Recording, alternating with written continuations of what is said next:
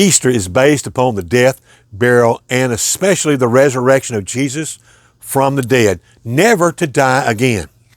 But can you imagine what it would be like if Jesus was not resurrected? The result will determine your anxiety level, your joy, your peace, every aspect of your life, much less your eternity. In this video, I will show you the outcome if there was no resurrection. You're watching Timeless Talks, timeless subjects, information for life. Today we are imagining what it would be like if there was no resurrection of Jesus from the dead. One of the core issues of having no resurrection is the matter of trusting God, Jesus, and the Holy Spirit, and what they have delivered for us in the pages of the Bible. If you are capable of imagining no resurrection, then you're capable of imagining a God, a Jesus, a Holy Spirit that lied to you. They predicted it for centuries, but it didn't come true. Can you trust them? And Peter, James, and John, and all the other apostles? Well, they're liars too. And what about Matthew, Mark, and Luke, who wrote the gospel accounts? They're liars also. And everything you read in this book becomes meaningless. If they lied to you about the resurrection, then none of it can be trusted. So, now consider everything you've ever heard or trusted may become untrustworthy. Your religion, whatever it is, may be empty. Paul said, "And if Christ has not been raised, then our preaching is vain. Your faith also is vain." No preacher can be trusted. He may not be able to lead you to a better life or eternity, because how can you trust what he says? I mean, he's quoting the Bible and you can't trust it. You can believe what they preach about being with Jesus and God in heaven with all his joys and peace and comfort and praise. I mean, is it really something to be looked forward to? And hell may not be something to be so scared of. I mean, it may not be so bad after all. It may not be a place of pain and suffering and torture. It may be enjoyable with all those liars and cheats and immoral and those angry and murderers and those cowards forever. If you can imagine there is no resurrection, then you should be able to imagine not being resurrected yourself. Was Jesus the first one to be resurrected, never to die again? But if there's no resurrection, then when you die, you just go out of existence. Since Jesus was not resurrected, then those who mourn can't be consoled or encouraged.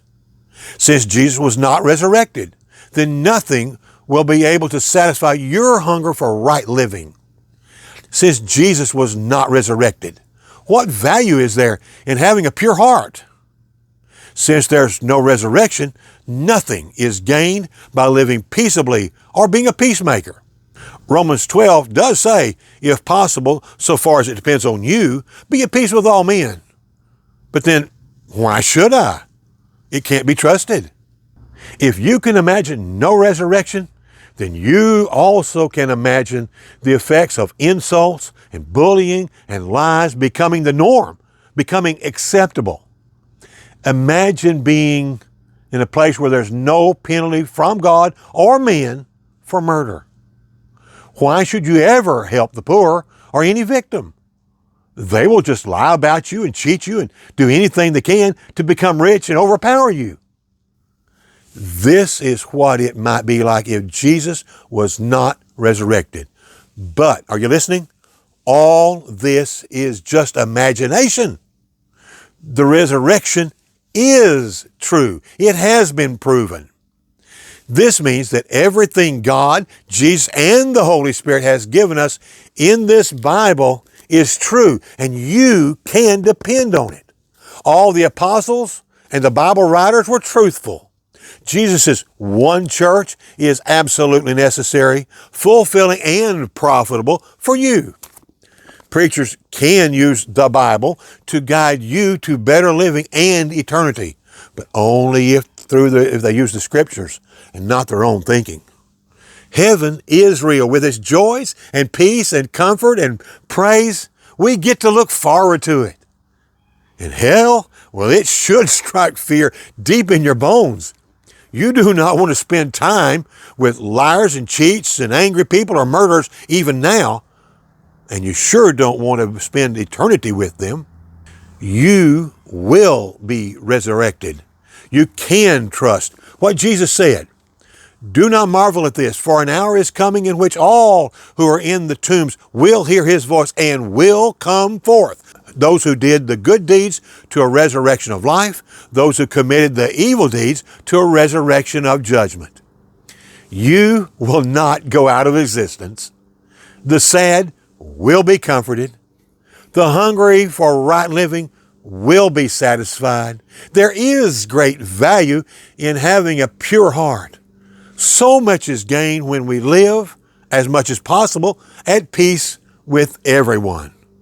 And bullying, insults, and lies will never be the norm. People will be punished for murder, and we should help the poor. Since there is a resurrection, you need to be prepared for what happens next. Some will enjoy the wonders of heaven, but not everyone. Jesus said, "Enter through the narrow gate, for the gate is wide and the way is broad that leads to destruction, and there are many who enter through it. For the gate is small and the way is narrow that leads to life, and there are few who find it." And you sure do not want to end up in hell. If you have any question as to getting into heaven or avoiding hell, please allow me to use the greatest tool ever to point you in the right direction.